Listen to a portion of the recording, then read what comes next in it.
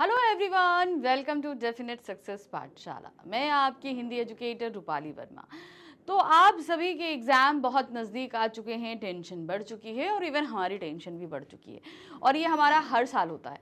आप ये कहोगे कि आप पहली बार एग्ज़ाम देने जा रहे हो तो आपको इतनी ज़्यादा परेशानी होती है, लेकिन हमारे पास हर साल एक नया बैच आता है, हम उसको पढ़ाते हैं और हम हर साल उस टेंशन को फेस करते हैं। जो टेंशन हम पढ़ाते समय बच्चों के, क्योंकि हमारा ये रिस्पॉन्सिबिलिटी हो जाती है कि हर एक चीज़ को टाइम टू टाइम आपके साथ प्रोवाइड करना। तो ये कोई भी क्लासेस हों और हर किसी बच्चे के साथ टेंशन है। सिर्फ बोर्ड क्लासेस के लिए हम टेंशन नहीं बोलेंगे। अब मान लीजिए कि अगर कोई 5th क्लास का बच्चा है और उसके लिए 5th का अगर फाइनल एग्ज़ाम है, तो उसके पास भी उतनी ही टेंशन है जितना आपके पास में टेंशन है। ठीक है, तो ये टेंशन सभी क्लासेस में सिमिलर रहती है, लेकिन हाँ, बोर्ड एग्ज़ाम्स हम सभी के लिए, चाहे 10th हो या 12th हो, बहुत ज़्यादा जो है वो स्ट्रेसफुल रहते हैं। क्यों? क्योंकि इसमें अगर कोई मिस्टेक होती है तो ये दाग हमारे लिए होल लाइफ लगता है। क्योंकि आप आगे चल के किसी भी जगह आप जॉब के लिए अप्लाई करोगे या कुछ भी करोगे, आपकी 10th और 12th की मार्कशीट ज़रूर मांगी जाती है। तो उसमें हमेशा हमें चाहिए कि हमारा बेस्ट परफॉर्मेंस होना चाहिए, ताकि हमें आगे हमारे लिए रास्ते आसान हो जाए। तो इसके लिए एक छोटी सी टिप देती हूँ। आप सभी अच्छा पढ़ते हो। मैं ये नहीं कहती कि कोई बच्चा अच्छा पढ़ता है, कोई बच्चा कम पढ़ता है या कोई बच्चा बुरा पढ़ता है या नहीं पढ़ता। बात ये आती है कि आप सभी पढ़ना चाहते हो। कुछ बच्चे फोकस्ड होते हैं और कुछ नॉन फोकस्ड होते हैं। जिनके पास फोकस नहीं होता, यानी कि वो कंसंट्रेट नहीं कर पाते, उनको अपना गोल दिखता नहीं है या जो कुछ भी है, उनके पास सबसे बहुत सारे ऐसे बच्चे मुझसे रिलेट कर पा रहे होंगे जो पढ़ना तो चाहते हैं, लेकिन जब पढ़ने बैठते हैं तो उनका मन नहीं लगता। ठीक है, तो मैं इनके लिए सिर्फ एक चीज़ कहूँगी, बेटा अपने आप को जो है केंद्रित कीजिए। आपके पास डिस्ट्रैक्शन बहुत सारा है, जिसकी वजह से आप पढ़ना तो चाहते हो पर पढ़ नहीं पा रहे हो। मैंने ये चीज़ सही में बताऊं तो मैंने अपने बच्चे में भी ये चीज़ नोटिस करी और मैंने इस पे वर्क किया। मैंने ये देखा कि उसके पास डिस्ट्रैक्शन बहुत ज़्यादा था। उसका मोबाइल है, उसका टीवी है, उसे खेलने जाना है, उसकी ड्राइंग्स हैं, पेंटिंग है, ये बहुत सारे डिस्ट्रैक्शन होते हैं। तो इसमें क्या होता है ना कि हमारा दिमाग चारों तरफ दौड़ता है। हम ये सोचते हैं कि मैं ये पेंटिंग पूरी कर लूँ, मैं इतने रील इतनी देर बैठ के मैं मोबाइल देख लूँ, मैं इतनी देर फ्रेंड्स के साथ चले जाऊँ। बहुत सारे डिस्ट्रैक्शंस हमारे पास होते हैं। तो अपने आप को उन सारी चीज़ों से हटा दो। कह दो, मैं अब जो है ना, मैं अपने फ्रेंड से कह दो कि अब मैं तुम्हारे साथ आउटिंग पे या खेलने तब जाऊंगा जब मेरे एग्जाम्स हो जाएंगे। ठीक है, अपनी पेंटिंग्स के सारे, पेंटिंग है या कोई भी चीज़ का आपका इंटरेस्ट है, सिंगिंग है, म्यूज़िक है, कुछ भी आपका है, सारी चीज़ों को पैक करो, अंदर करो।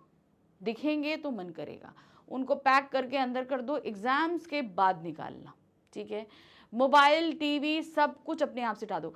मोबाइल टीवी हमें सबसे ज़्यादा अट्रैक्ट करते हैं। जैसे हमने मान लो 2 घंटे पढ़ लिया, अब हमें थोड़ा सा ब्रेक चाहिए, तो हम सबसे पहले अपना मोबाइल उठाते हैं, चलो थोड़ी देर रील स्क्रॉल कर लेते हैं। ये बहुत गलत चीज़ है। हम टीवी देख लेते हैं, ये बहुत गलत चीज़ है, मत करो। क्योंकि वो जब आपने 2 घंटे पढ़ाई करी और आधे घंटे आपने ब्रेक में वो मोबाइल देख लिया ना, तो समझ लो आगे फिर आपका पढ़ने में मन नहीं लगेगा। तो जब भी आप ये चाहो कि अब मुझे पढ़ाई से ब्रेक चाहिए, किचन में जाओ, अपने लिए एक बढ़िया सी मैगी बना लो, कोल्ड कॉफ़ी बना लो, कुछ भी बना लो, कुछ कर लो, या मम्मी के किसी काम में हेल्प कर दो, या भाई बहन को पढ़ाई में हेल्प कर दो, कुछ भी कर दो, लेकिन टीवी और मोबाइल से अपने आप को पूरी तरीके से कट ऑफ कर लो।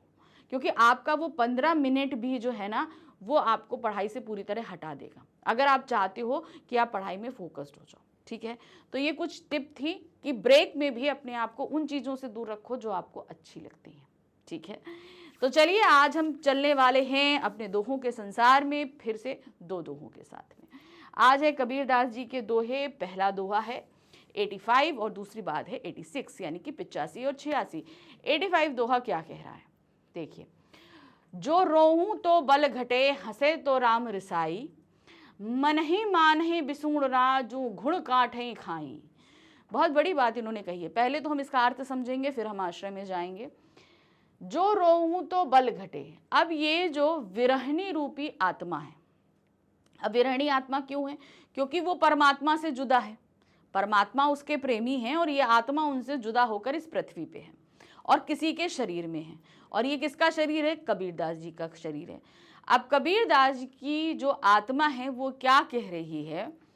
जो रोऊं तो भल घटे, यानी कि मैं अपने प्रियतम से जब जुदा हूं और मैं उस जुदाई को सहते हुए जब रो रही हूं तो मेरे शरीर का बल घट रहा है।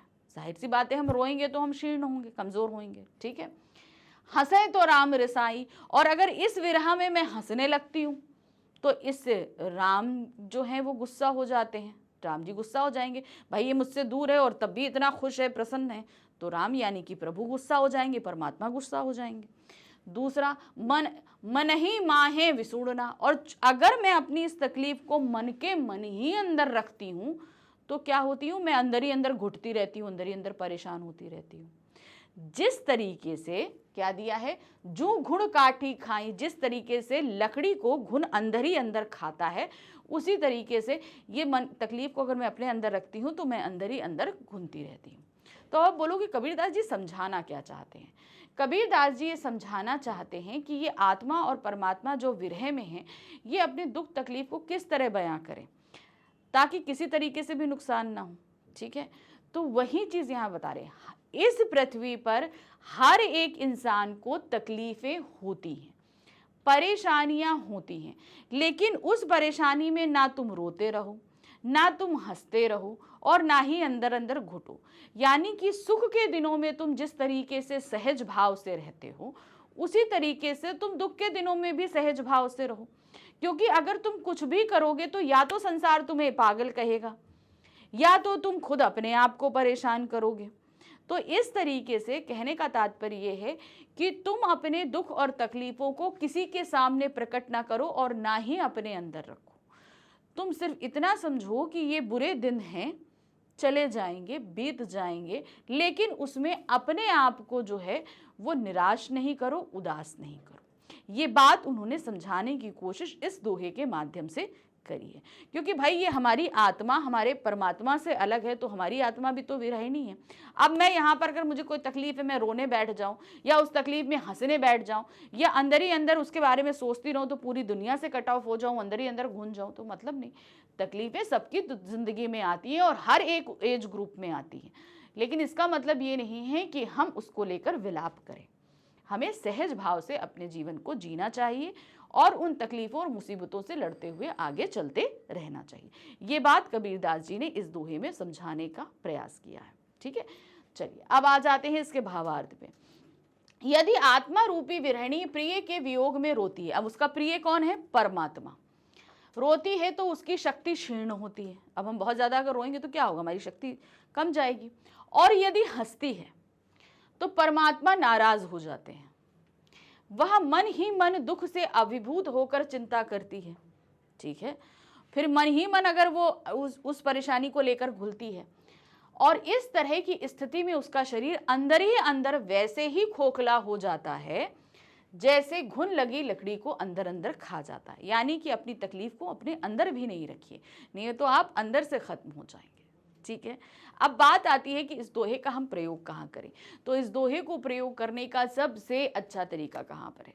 वो है कि जब आप किसी को किसी चीज़ के लिए किसी परिस्थितियों में बहुत विलाप करते हुए बहुत परेशान देखो, तो उसे ये समझाओ कि ये परिस्थितियाँ आती जाती रहती हैं, अपने आप को इतना परेशान ना करो, इन परेशानियों से निकलने का रास्ता ढूंढो, खोजो, लड़ो, ठीक है। अब आ सकते हैं दोहा संख्या 86 यानी कि 86 पे। यहाँ क्या दिया गया है? विरही जिलानी मैं जलों, जलती जलहर जाऊं, मोह देखिया जलहर जय, संतो कहाँ बुझाऊं। अब यहाँ पे फिर वही आत्मा अपने परमात्मा से विरह में है, ठीक है। क्या कह रही हैं? विरही जिलानी मैं जलूं। तो या कह रही है आत्मा कि मैं तो विरही हूं और मैं उस विरह अग्नि में जल रही हूं। जब हम अपने प्रेमी से अलग होते हैं ना तो वो तकलीफ बहुत ज़्यादा होती है, तो उसको बोलते हैं विरह अग्नि। तो वही कह रहे हैं कि मैं अपनी विरह अग्नि में जल रही हूँ, जलती जलहर जाऊं। अब मैंने सोचा कि जब मैं इतना परेशान हूँ, जल रही हूँ, लिटरली जल रही हूँ, तो मैं सरोवर के पास, यानी कि जो तालाब होता है, यानी कि जलहर, जलहर मतलब जिसके पास बहुत सारा पानी हो, सरोवर है, तालाब है, नदी है, किसी को भी बोल सकते हो आप, जलहर जिसके पास जल हो, वहां जाकर मैं अपनी इस आग को बुझा लूं। मोह देखिया जलहर जने, और मुझे देखकर तो जलहर ही जलने लगा, यानी कि मेरी विरह अग्नि इतनी थी कि तालाब में भी आग लग गई। संतो कहाँ बुझाऊं, अब बताओ कि मैं अपनी इस विरह अग्नि को कहाँ जाकर बुझाऊं। तो यहाँ पर विरह को सबसे ऊपर रखा गया है। अब क्या बोला कि भाई ये जो परमात्मा से विरह में जो आत्मा इस पृथ्वी पर आती है उसे बहुत तरह के कष्टों को सहना पड़ता है, हमेशा ध्यान रखिए। यानी कि वो एक आत्मा के रूप, शरीर के रूप में जन्म लेती है, वो आत्मा उस शरीर के अंदर होती है, जन्म लेती है, सांसारिक भोग काया में बहुत जलती है, लेकिन कहीं ना कहीं उसका जो तत्व है वो परमात्मा से जुड़ा रहता है और ये उसको तकलीफ देता रहता है। तो वही ये कह रही है कि भाई मेरी तकलीफ इतनी ज़्यादा है कि मैं, अब यहाँ पर उसकी तकलीफ की मतलब तीव्रता देखिए, उसको ये बताया गया है कि जो आत्मा है उसकी तीव्रता इतनी ज़्यादा है, उसको दर्द इतना ज़्यादा, इतना तकलीफ है कि लिटरली अगर कोई चीज़ जल रही है और हम पानी में जाकर बुझाते तो वो बुझ जानी चाहिए, लेकिन यहाँ पर उसको इतनी तकलीफ है कि इतना बड़े तालाब में जाकर भी वो अपनी अग्नि को बुझाना चाहती है, तो वो उसकी अग्नि से वो पूरा तालाब जल जाता है। तो अब वो संतों से बोल रही है कि बताओ मैं जहाँ कर कहाँ बुझाऊं।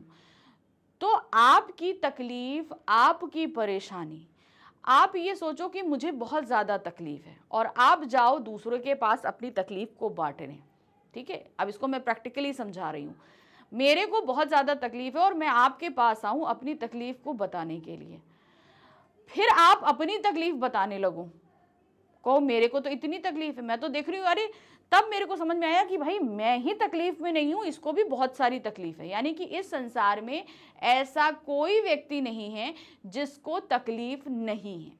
अब आत्मा बोलती है कि जब इस संसार में सभी लोग तकलीफ में हैं, परेशानी में हैं, तो अब बताइए संतों, यानी कि जो अच्छे लोग हैं, साधु हैं, संत हैं, सदगुरु हैं, हम अपनी इस विरह अग्नि को, अब संतों से ये बात उन्होंने क्यों पूछी, क्योंकि संत ज्ञानी होते हैं, संतों को बहुत सारी चीज़ों का ज्ञान होता है। तो अब जब आपको ज्ञानी है, आप ज्ञानी हैं, तो आप बताइए कि भाई मैं तो जल ही रही थी, मैंने जाकर देखा भाई जल आपको जलाशय में जाकर आग बुझाऊं तो वो भी जल रहा है, तो यानी कि तकलीफ उसको भी है, सबको तकलीफ है। तो अब बताइए कि हम अपनी तकलीफ को कहाँ जाकर कम करें। तो संतों के पास बहुत ज़्यादा अथाह ज्ञान होने के कारण, अब मैं उसके जो चीज़ इसमें नहीं मेंशन है मैं वो बता रही हूँ। तो संत इस चीज़ का क्या आपको एग्जाम्पल देंगे, यानी कि जब हम तकलीफ में होते हैं तो हम उस व्यक्ति के पास जाते हैं जो हमारी परेशानियों का हल निकाल सकता है, ठीक है। आपको अगर पढ़ाई या आपको प्रोजेक्ट से संबंधित कोई परेशानी है तो आप अपने टीचर के पास जाओगे। आपको फाइनेंशियली कोई अगर इशू आ रहा है तो आप अपने पापा से पैसे मांगोगे, ठीक है। अगर आपको खाने से रिलेटेड कुछ अच्छी चीज़ चाहिए तो आप मम्मा से बोलोगे, ठीक है। तो बहुत, अब घर में आपने कुछ कर दिया है, आप अपनी गलती छिपाना चाहते हो तो आप अपनी बहन से कहोगे नहीं यार प्लीज़ छिपा लेना, ऐसा नहीं करना। तो आप जब परेशानी में आते हो तो सबसे पहले उस व्यक्ति को ढूंढते हो जो उस परेशानी का हल निकाल सकता है ना। तो यहाँ पर भी आत्मा ने संतों से ही उसके लिए रिक्वेस्ट करी है कि अब आप भी बताइए कि हम कहाँ जाएं अपनी तकलीफ को लेकर, ठीक है। देखिए क्या है, विरणी कहती कि विरह में जलती हुई मैं सरोवर या जल स्थान के पास गई, वहां मैंने देखा कि मेरे विरह की आग से जलाशय भी जल उठा। यानी कि मैंने ये तकलीफ जब उसे बताई तो वो भी जल उठा, यानी कि मैं अपनी तकलीफ मैंने आपको बताने आई तो आपने मेरी इस तकलीफ सुनी तो और आपकी तकलीफ और ज्यादा बढ़ गई, आपको तो ऑलरेडी तकलीफ थी, आपकी और तकलीफ बढ़ गई। हे संतो बताइए कि मैं अपनी विरह की आग को कहाँ बुझाऊं, कहाँ जाकर मैं अपनी इस तकलीफ से निजात पा सकती। अब बात आती है कि भाई इस दोहे को हम कहाँ प्रयोग करें। तो इस दोहे को प्रयोग करने का सबसे अच्छी जगह वहाँ है जहाँ जो व्यक्ति अपनी तकलीफ का हमेशा रोना रोता रहता है, अपनी परेशानी को हमेशा बयां करता रहता है, उसको ये चीज़ समझाइए कि सिर्फ आप ही तकलीफ में नहीं है, इस संसार में हर व्यक्ति को अपने अपने तरीके से तकलीफें होती, ठीक है। चलिए मिलेंगे अगली बार अगले दोहे के साथ और बहुत सारे ज्ञान के साथ, आप भी सीखेंगे और हम भी सीखेंगे। Thank you for watching, bye bye.